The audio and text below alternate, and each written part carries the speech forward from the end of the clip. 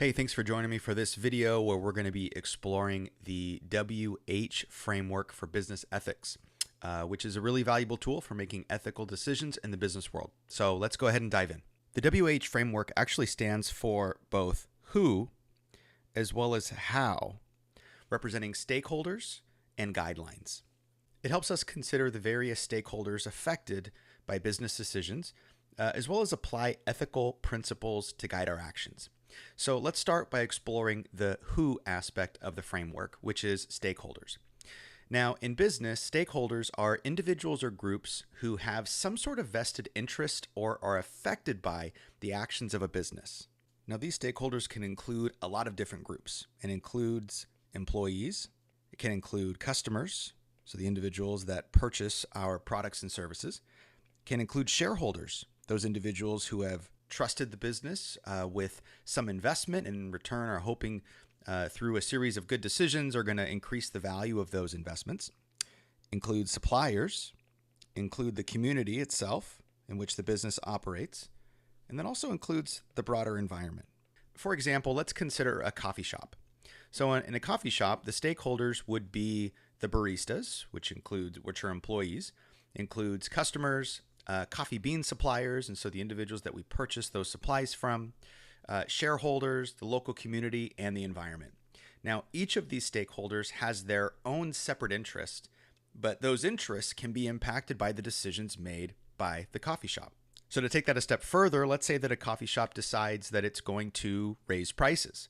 So that particular decision, while it might be beneficial to the shareholders of that coffee shop because they're going to be generating more gross profit for each cup of coffee sold, that could actually work to the detriment of customers, right? Who may have to cut back on spending as a result of the price increase for the coffee shop. So decisions are very complicated because they can affect different groups.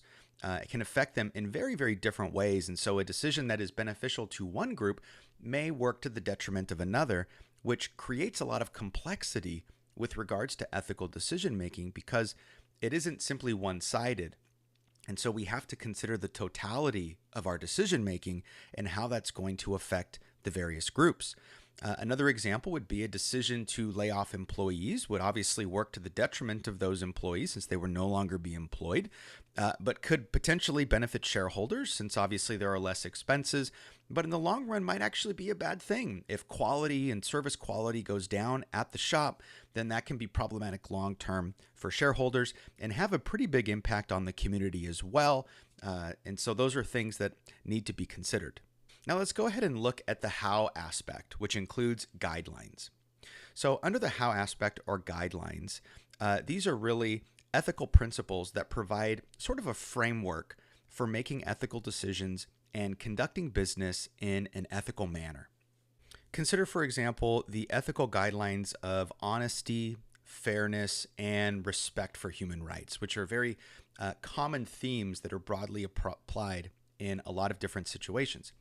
So applying these principles, a business may ensure that they communicate truthfully and transparently with customers. For example, with the price increases I mentioned earlier, it may ensure that they treat employees with fairness and respect and avoid engaging in practices that violate human rights. Another important ethical guideline is environmental sustainability. So a business can make an environmentally conscious decision, such as maybe using eco-friendly packaging, perhaps reducing energy consumption, and maybe sourcing products from sustainable suppliers as well. So by combining both the who and the how aspects, the WH framework allows us to consider the interests of all the stakeholders while applying our own ethical guidelines to those decisions. So let's go ahead and revisit that coffee shop example we went to earlier. So imagine that the coffee shop wants to introduce a new pricing strategy that would increase profits, but potentially impact customers negatively. So if we're using this WH framework, the coffee shop would consider the interest of customers as stakeholders and evaluate whether that strategy aligns with the ethical guidelines like fairness and customer satisfaction.